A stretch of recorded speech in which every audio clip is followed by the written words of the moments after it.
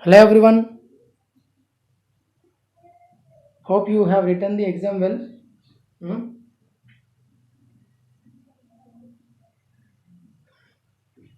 Even as I said you might have noticed some change in appearing the examination and even you might have noticed the confidence in you because it is a second exam. I think it is the first exam for some students. Okay, and for some of the students it is a second test. Okay, good. And the questions, even this time I have increased the difficulty level of the question paper also, not just like the previous paper. I think even that also you have noticed. And as if I have done in the previous case, now I'm not going to give the solution for the entire paper. Okay, you just as if you have done in the earlier case, you just post me the question numbers what you have doubt. Okay, so I'll make the next lecture uh, on those particular doubts so that we can get the solutions for them. Fine. And as I said you, now we are going to discuss some cumulative problems on the concepts what are being covered so far. Right from straight lines beginning, we have covered various forms of the straight lines and the perpendicular distance. Okay, from a point to the line and distance between the parallel lines. All these are covered actually. Normal form of the line. And now I'm going to discuss some applications, okay, in which all these concepts are going to be covered so that you can get some idea that whenever you come across a problem from straight lines, okay, you will be getting some cumulative ideas. Let us see the first problem here. It's a very basic problem. Find the equation of a line which passes through the point 2 comma 3, which passes through the point 2 comma 3 and makes an angle 30 degrees with the positive direction of the x-axis. Makes an angle 30 degrees with the positive direction of x-axis, nothing but here what do you notice here, inclination is 30 degrees. As inclination is 30, we say slope m is equal to tan theta and hence m is equal to tan 30 degrees. What is tan 30? Tan 30 is equal to 1 by root 3. So slope of the line is going to be 1 by root 3 and that particular line is passing through 2 comma 3. Whenever you have the point and slope, what is the line equation we have been using from the beginning, that is y minus y1 is equal to m into x minus x1. Y minus y1, what is y1? This is the given point is x1 y1 2 comma 3.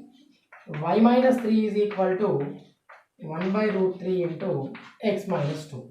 On simplifying it further, we will be getting root 3 into y minus 3 is equal to x minus 2. This is the required equation. Further, if you simplify, you will be getting in the form of ax plus by plus c is equal to 0. Like this, you are going to work out the applications, okay, just by understanding the question up to some extent, okay. Then you will be putting your efforts. Fine. Let's go for the other problem.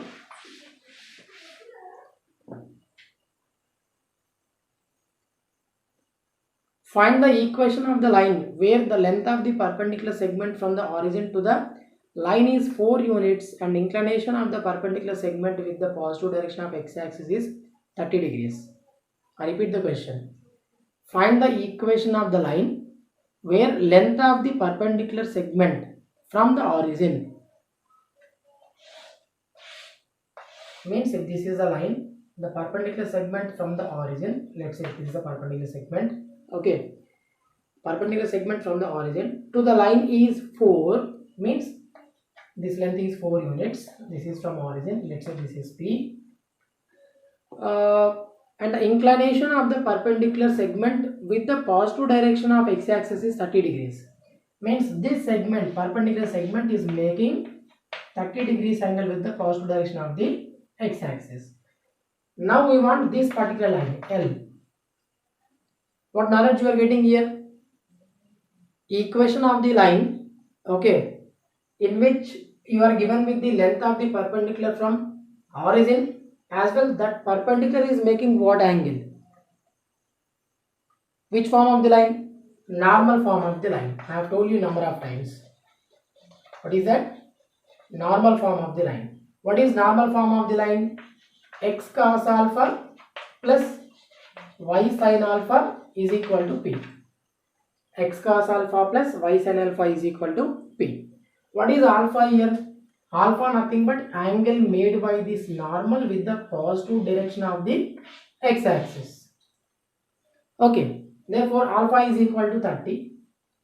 X cos 30 degrees plus y sin 30 degrees is equal to P. What is P? Distance from origin to this line. What is distance provided in the problem? 4 units. Therefore, what is x cos 30? X into cos 30 nothing but sin 60. What is sin 60 value? Root 3 by 2. So, x into root 3 by 2 plus y sin 30 which is 1 by 2 is equal to 4. Therefore, root 3x plus y by 2 is equal to 4 and hence you will be getting root 3x plus y is equal to 4 to the 8. Means the equation of the line according to the given conditions that the distance from the origin to the line is 4 units and normal is making 30 degrees angle with the positive direction of x-axis is root 3x plus y is equal to 8. What is there? Very simple. Yeah, let us see here the next problem. Find the equation of the straight line passing through 1, 2. Find the equation of the straight line passing through 1, 2 and perpendicular to the line x plus y plus 7 equal to 0. And perpendicular to the line x plus y plus 7 is equal to 0. Okay, what do you notice? You are talking about the line equation which is passing through the point 1, 2. Fine. And perpendicular to the line x plus y plus 7 is equal to 0.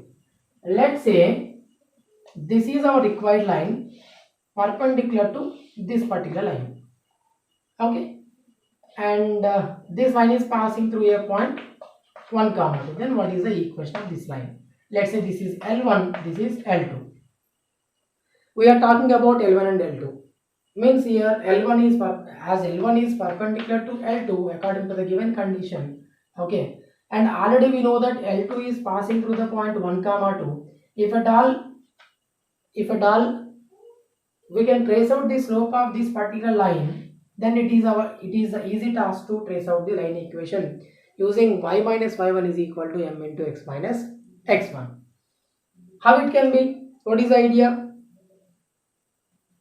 Number of times I have told you that if two lines are perpendicular to each other, then product of their slopes, that is m1 into m2 is equal to minus 1. We already gave with the line equation L1, that is x plus y plus 7 is equal to 0. On converting this line into y equal to mx plus c, you will get the slope of that. Otherwise, what is slope of the line ax plus by plus c is equal to 0?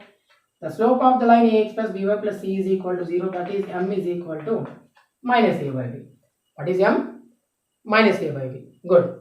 So what is m1 according to the given line equation? If you compare this line with this, you have a is equal to 1 and b is equal to 1. So m is equal to minus 1. Means m1 is equal to minus 1. Slope of the line 1 is minus 1. So minus 1 into m2 is equal to minus 1.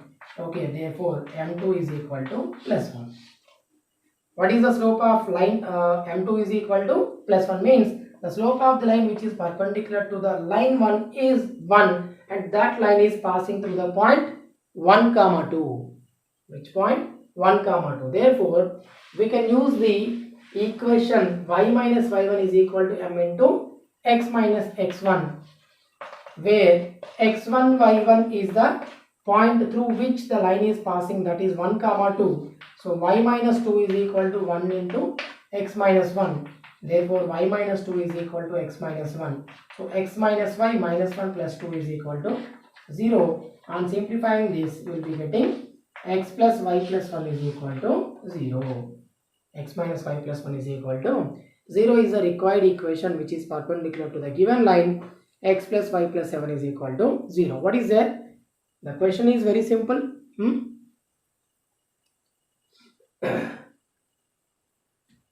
y minus 2 is equal to m into 1 into x minus 1. So x minus y minus 1 plus 2 is equal to 0. Okay, fine. X minus y plus 1 equal to 0 is the required equation. Good.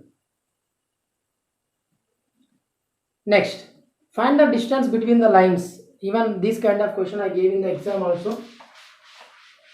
Find the distance between the lines. 3x plus 4y is equal to 9. 3x plus 4y is equal to 9 and 6x plus 8y is equal to 15. 6x plus 8y is equal to 15. Here simply you are asked to trace out the distance between the lines. I said you number of times. Whenever you are coming across a problem where you are finding the distance between the lines, immediately you check whether those lines are parallel or not. How it can be? I have said already that two parallel lines differ by only the constants. Here you have 3x plus 4y, here you have 6x plus 8y. If you take two common factor, you will be getting 3x plus 4y is equal to 15. Dividing by 2, otherwise transposing to another side, you will be getting 3x plus 4y is equal to 15 by 2. See, now this line 1 as well this line 2 differ by only the constants. They are 9 and 15 by 2. 9 and 15 by 2. Therefore, distance between the parallel lines is given by, if you treat this is C1 and this is C2, then the distance between two parallel lines is given by, let's say that is PQ is equal to mod C1 minus C2 by root A square plus B square. What is the distance between two parallel lines? Mod C1 minus C2 by root A square plus B square. What is C1? Mod 9 minus 15 by 2, that is 7 by 7.5. Okay, it will be like this. 15 by 2 by root over of 3 square plus 4 square, that is 9 plus 16. So 18 minus 15, that is 3. Okay, 3 by 2 by 5, which is equal to 3 by 10. So what is the distance between the lines? 3 by 10 means the line, the 0.3 units away the distance between the parallel lines what are given, the such as 3x plus 4y is equal to 9 and 6x plus 8y is equal to 15. See, you have to get the immediate ideas. Okay, you should likewise you should have the practice. Okay, time should not get wasted. The moment you see the question, you should get some idea. Okay, you will get it anyway in the long journey. Don't be panic for that. Okay, yeah, good. Here we have an interesting problem that show that the locus of the midpoint of the distance between the axes of the variable line. I repeat the question. Show that the locus of the midpoint of the distance between the axes of the variable line x cos alpha plus y sin alpha equal to p. X cos alpha plus y sin alpha is equal to p is 1 by x square plus 1 by y square is equal to 4 by p square. 1 by x square plus 1 by y square is equal to 4 by p square. See, what is the question here? Locus of the midpoint of the distance between the axes of the variable line. Means, if at all you have the line equation something like this. Okay, if it is a variable line and its midpoint locus, if at all something h comma, okay, then we have to prove that 1 by x square plus 1 by y square is equal to 4 by p square. That's the question here. So that's the reason what we are supposed to do here. We are supposed to take the midpoint as some h comma k. Okay, and if this is the line, then now we are supposed to trace out the coordinates on x-axis and y-axis. What are the coordinates on x-axis? If you convert this into the intercept form, you will divide the entire equation by p. What will you get? Cos alpha by p by x plus sin alpha by p by y is equal to 1. Sorry, very silly error. Cos alpha we are supposed to send denominator and sin alpha because we have to get in the form of x by a plus y by b is equal to 1. Okay, to get it in the form of this, we are dividing by p because right hand side should be 1. Sure. So how it can be? X by p by cos alpha plus y by p by sin alpha is equal to 1. Now it is in the form of x by a plus y by b is equal to 1. It is the intercept form of the line. Then what is a here? X intercept, and b is y intercept.